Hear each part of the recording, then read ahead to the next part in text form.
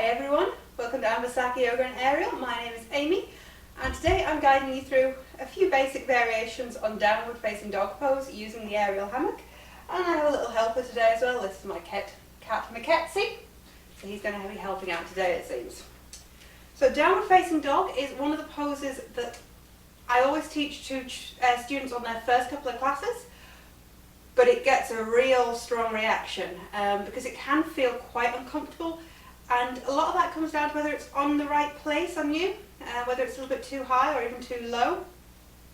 But also this is quite a tight piece of fabric and it is going to dig in until you get used to it. So I'm going to guide you into this pose, but first I've got a beach towel with me here. Okay, so this is literally a towel from a bathroom. I've folded it over so it's nice and thick. And if downward dog is a really uncomfortable pose for you, laying this towel onto your hammock, so you're leaning over that towel, can help spread that tight feeling and be a lot more comfortable.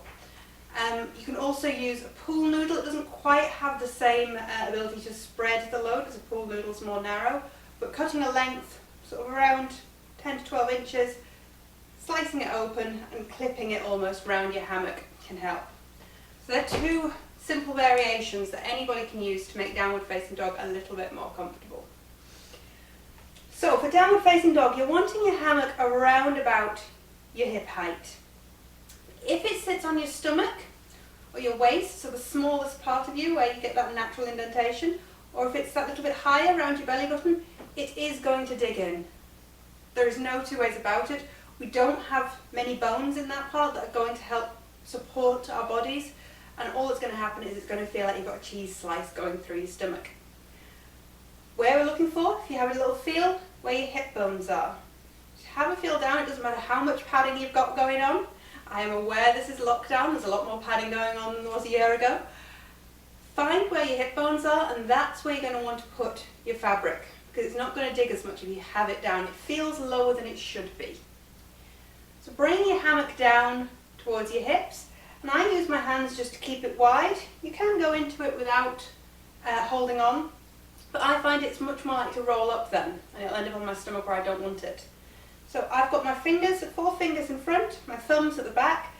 I've brought it to around my hip height, and from here I'm going to extend forwards. I'm taking my tailbone behind me, bend the knees if the hammock's a little lower than you're used to. Bring your hands to the ground and press back to downward facing dog. So in downward facing dog, we're thinking about chest towards thighs. If your heels naturally come to the floor, great. But I'm focusing on chest towards thighs rather than pushing my heels down, because naturally I'll start to get that alignment anyway. Relaxing your shoulders if they start to draw around the ears, softening the shoulders back and down. Rotating the upper arms out. Palms down to the earth, fingers wide. Taking a few breaths here.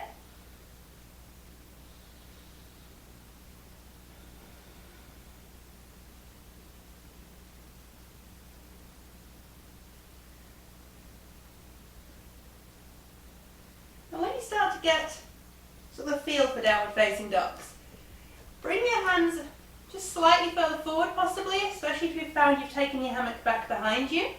So if you're a traditional yogi, you might have done this before with a partner, using a belt under your hips to draw your weight back.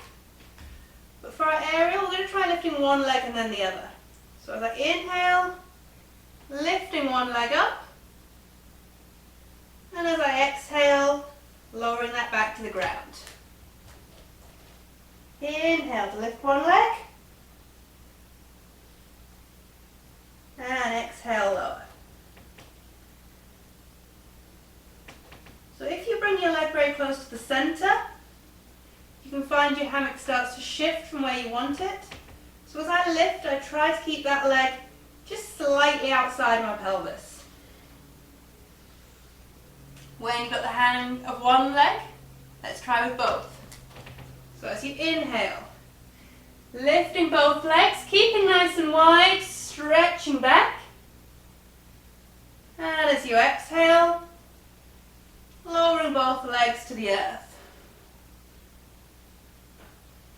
Inhale, lift both legs, stretch back.